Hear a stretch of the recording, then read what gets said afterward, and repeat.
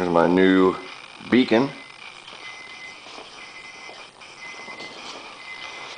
It's a lot bigger than I anticipated, but cool nonetheless. That's the flashing. It's on top of my Civic.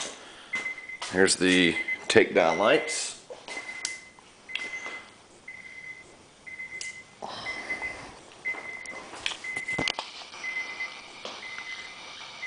Does a pretty good job lighting up the inside of my garage.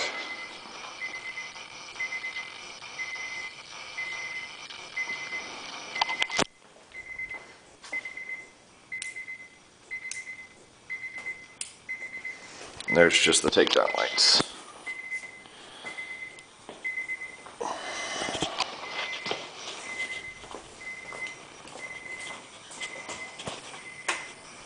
Here's what it looks like in the light.